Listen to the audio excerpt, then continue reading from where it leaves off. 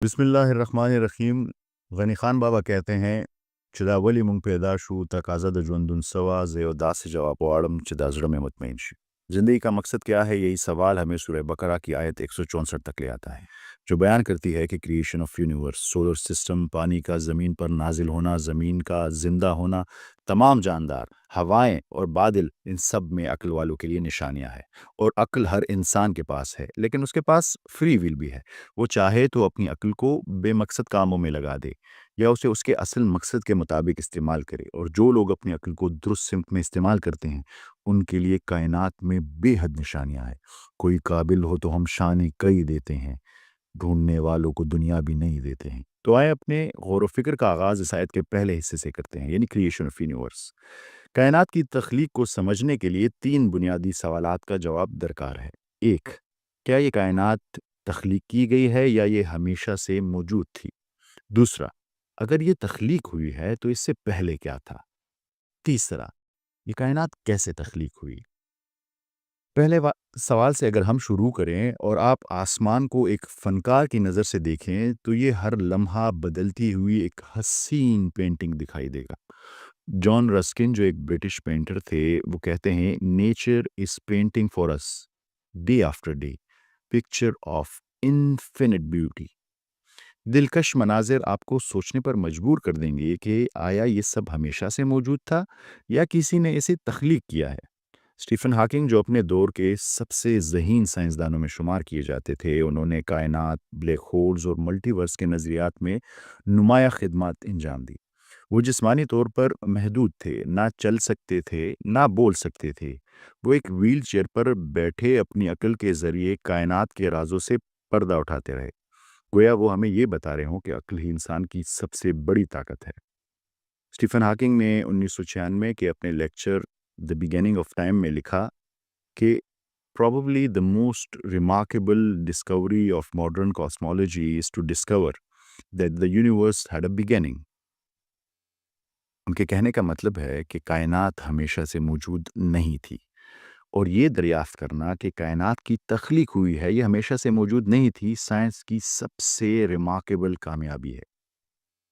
لیکن یہ بالکل وہی بات ہے جو اس 1400 سال پرانی کتاب کی آیت کا، جس میں ہم غور و فکر کر رہے ہیں، کا پہلا حصہ ہے، جو کہتی ہے کہ یہ کائنات بنائی گئی ہے اور اس میں تمہارے لیے نشانیاں ہیں. اب سوال یہ پیدا ہوتا ہے کہ ایک 1400 سال پرانی کتاب کو یہ حقیقت کیسے معلوم ہوئی جسے جدید کاسمولوجی ریمارکیبل اچیومنٹ کہتی ہے؟ کیا یہ محض ایک اتفاق ہے؟ آئیے اپنے دوسرے سوال کی طرف بڑھتے ہیں. سوچ سنو، نہ بیگاؤ نہ ماخام، نہ رب دچا ربو نہ بندہ دچا غلام. جب یہ کائنات تخلیق نہیں ہوئی تھی اس سے پہلے کیا تھا؟ کیونکہ سائنس کہتی ہے کہ جب کائنات تخلیق نہیں ہوئی تھی تو اس وقت بھی موجود نہیں تھا، تو کچھ بھی نہیں تھا. اسٹیفن ہاکنگ اس بات کی وضاحت کرنے سے قاصر تھے کہ کائنات کی تخلیق سے پہلے کیا تھا اور اس کا آغاز اس طرح کیوں ہوا. چنانچہ وہ اپنی 1980 کی کتاب A Brief History of Time، جو بہت مشہور کتاب ہے، اس میں لکھتے ہیں It would be very difficult to explain why the universe should have begun in just this way, except as the act of a God who intended to create beings like us. اس بات کی وضاحت کرنا بہت مشکل ہوگا کہ کائنات کا آغاز اس طرح سے کیوں ہوا، سوائے اس خدا کے عمل کے جس نے ہم جیسی مخلوق کو تخلیق کرنے کا ارادہ کیا ہو. اب یہ بات یاد رکھیے گا کہ اسٹیفن ہاکنگ ایک ملحد تھے اور اللہ پر یقین نہیں رکھتے تھے، پر جب انہیں کوئی جواب نہ ملا کہ جب کچھ نہیں تھا تو کچھ وجود میں کیسے آیا، تو انہوں نے یہ سٹیٹمنٹ دی. قرآن شریف کائنات کی تخلیق کے بارے میں بات کرتے ہوئے سورہ بقرہ کی آیت 117 میں فرماتا ہے، بسم اللہ الرحمن الرحیم، بدیع السماوات والارض. اللہ تعالیٰ نے لفظ بدی کا استعمال کیا، مگر کیوں؟ اس کا مطلب کیا ہے؟ میں جاننا چاہتا تھا کہ لفظ بدی کا مطلب کیا ہے. اس لیے سن 2023 میں اپنے حج کے سفر پر میں نے کچھ سوالات ذہن میں رکھے تاکہ ان کے معنی عربی زبان جاننے والوں سے سیکھ سکوں، خاص طور پر ایسے لوگوں سے جو سادہ فہم رکھتے ہوں اور سائنس کی اصطلاحات میں الجھے بغیر اصل مفہوم مجھ کو سمجھا سکیں.